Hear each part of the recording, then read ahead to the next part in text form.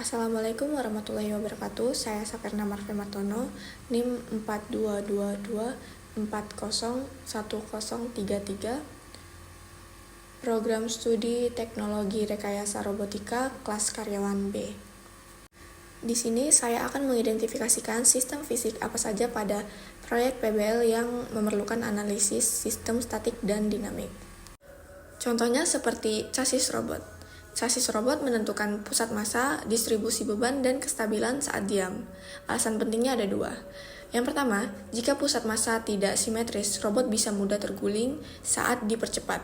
Yang kedua, menentukan apakah chassis kuat menahan motor, baterai, dan sensor. Kemudian ada posisi sensor pengikut garis. Penempatan sensor pengikut garis harus dirancang secara presisi terhadap garis lintasan. Faktor penting yang dianalisis secara statik meliputi jarak antar sensor dan tinggi sensor dari lantai. Jarak yang terlalu jauh atau terlalu dekat mempengaruhi kemampuan robot dalam mengenali bentuk dan arah lintasan. Sensor harus berada pada ketinggian yang optimal agar mampu membaca refleksi garis, yang biasanya berwarna hitam atau putih, dengan akurat. Alasan pentingnya, penempatan sensor yang tepat memungkinkan robot mendeteksi garis secara optimal tanpa terganggu oleh cahaya sekitar atau tekstur permukaan lantai. Kemudian, jika posisi sensor terlalu dekat dengan garis atau terlalu tinggi dari permukaan lantai, maka pembacaan bisa menjadi tidak stabil. Misalnya membaca bagian luar jalur sebagai garis karena pantulan cahaya. Yang terakhir, sensor yang tidak sejajar atau jarak tidak proporsional bisa menyebabkan robot berbelok terlalu lambat atau terlalu cepat atau keluar jalur. Sekarang kita masuk ke sistem fisik yang memerlukan analisis dinamik. Analisis dinamik melibatkan gerakan seperti kecepatan, percepatan, gaya dorong, dan momen inersia. Kita mulai dari sistem penggerak, yaitu motor dan roda. Sistem dinamiknya itu hubungan antara sinyal PWM, kecepatan, dan gerak robot. Hal yang dianalisis ialah respon motor terhadap sinyal PWM, yang mengukur seberapa cepat motor merespon perubahan sinyal input. Kemudian inersia saat berputar, dipercepat atau diperlambat. Inersia memengaruhi kemampuan akselerasi dan delerasi robot. Kemudian ada sistem kontrol navigasi, yaitu penyetelan parameter kontrol. Penyetelan parameter kontrol misalnya seperti P, I, D, agar robot dapat mengikuti garis dengan halus.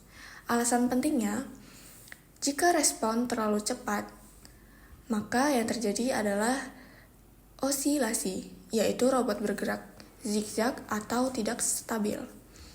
Namun, jika respon terlalu lambat, akan terjadi keterlambatan, yaitu robot tidak sempat berbelok dan keluar dari lintasan.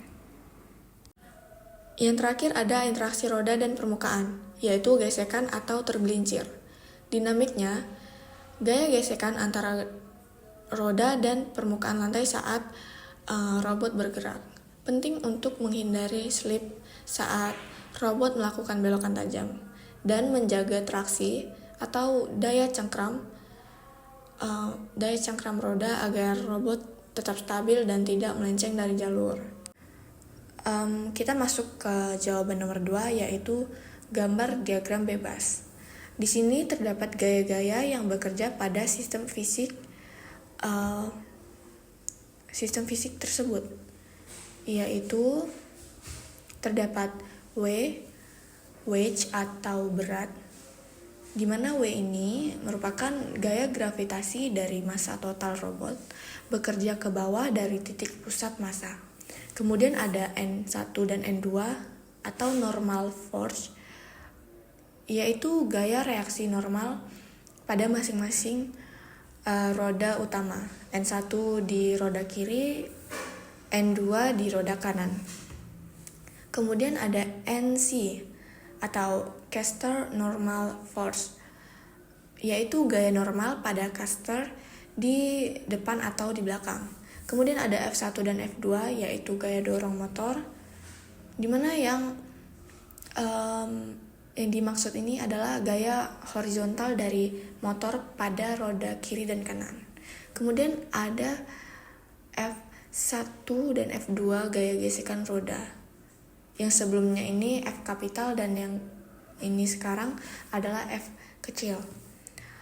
F1 dan F2, gaya gesekan roda, ini merupakan gaya gesekan pada roda kiri dan kanan.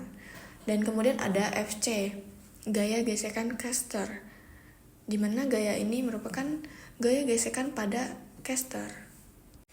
Baik, sekarang kita masuk ke soal nomor 3, yaitu tentukan gaya-gaya yang belum diketahui agar sistem fisik tersebut berada pada kondisi equilibrium. Dan berikut ini adalah jawabannya. Langkah pertama, identifikasi semua gaya yang bekerja. Misalkan sistem gripper seperti berikut. Yang pertama, objek berada di antara dua rahang gripper secara vertikal. Yang kedua, berat benda W sama dengan 2N, gaya ke bawah. Yang ketiga, gaya normal dari gripper kiri sama dengan N1, yaitu arah horizontal ke kanan. Yang keempat, gaya normal dari gripper kanan, yaitu N2, arah horizontal ke kiri.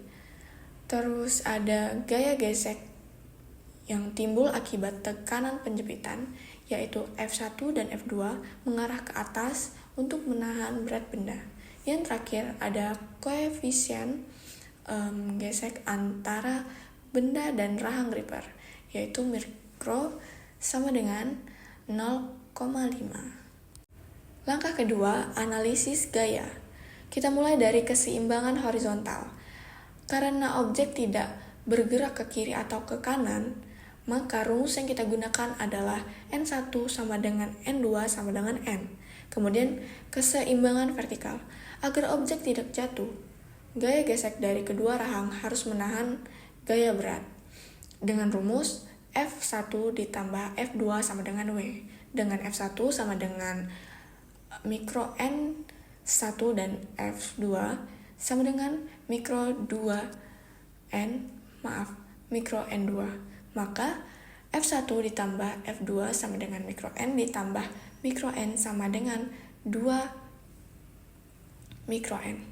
Sehingga 2 mikro N sama dengan W. Masuk ke langkah ketiga, substitusi dan hasil.